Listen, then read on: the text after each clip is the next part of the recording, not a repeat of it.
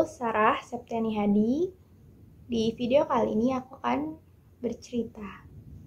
Simak terus ceritanya ya. Pada suatu malam, ada anak yang bernama Nara.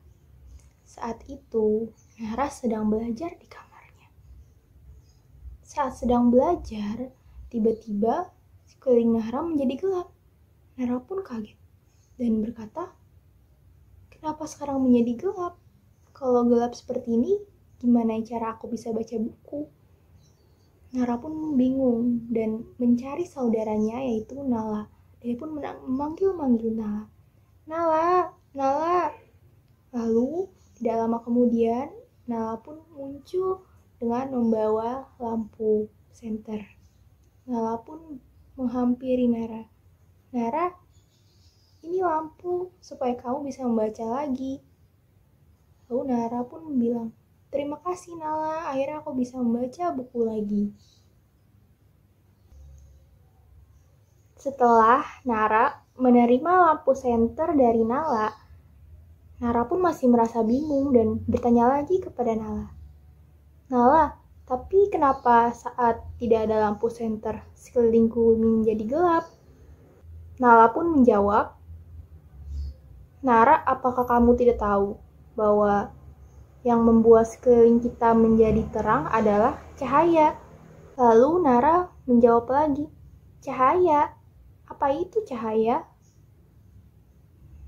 Nala membalas, "Cahaya yang selama ini dapat menerangi sekeliling kita. Sumber cahaya itu seperti matahari, lampu, laser, dan lainnya." Lalu Nara pun memahami apa yang dikatakan oleh Nala. Dan Nara menjawab, "Oh, jadi seperti itu ya Nala. Jadi selama ini kita sangat membutuhkan cahaya." Nala pun membalas, "Betul sekali Nara. Nara, kamu tahu gak sih saat gelap seperti ini dan kita hanya menggunakan lampu senter, kita dapat membuat bayangan loh di tembok." Nara pun menjawab, "Iyakah? Aku tidak tahu kalau kita dapat membuat bayangan di tembok menggunakan lampu senter ini." Nala pun membalasnya, "Iya, kita dapat membuat bayangan diri kita di tembok jika sedang mati lampu dengan menggunakan lampu senter." Nala dan Nara pun bermain bayangan menggunakan lampu senter yang mereka miliki. Tidak lama kemudian, lampu kembali hidup dan menjadi terang kembali sehingga Nara bisa kembali membaca buku dan juga Nala kembali ke kamarnya. Lalu keesokan paginya, saat Nara sudah bangun, Nara pun duduk di kursi. Saat sedang duduk di kursi, tidak lama kemudian Nala pun datang. Nala berkata kepada Nara, "Nara, sekarang kan sudah pagi dan di luar sudah cerah. Kenapa kamu tetap menyalakan lampu?" Nara pun membalasnya, "Iya sih, ini udah pagi, tapi aku mau lebih terang lagi." Nara, saat terang seperti ini, kita tidak perlu menyalakan lampu karena sudah ada cahaya matahari. Begitu kata Nala. Nara pun menjawab, "Nara, saat terang seperti ini, kita tidak perlu menyalakan lampu karena sudah ada cahaya yang alami yaitu matahari, sehingga kita dapat lebih menghemat energi cahaya." Nara pun membalas, "Oh, seperti itu ya Nala. Jadi kita harus lebih menghemat ya."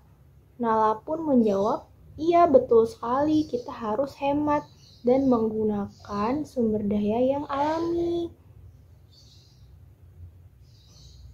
Dan Nara menjawab, "Oke, baiklah. Kalau begitu aku tidak akan menyalakan lagi lampunya kalau sudah ada cahaya matahari."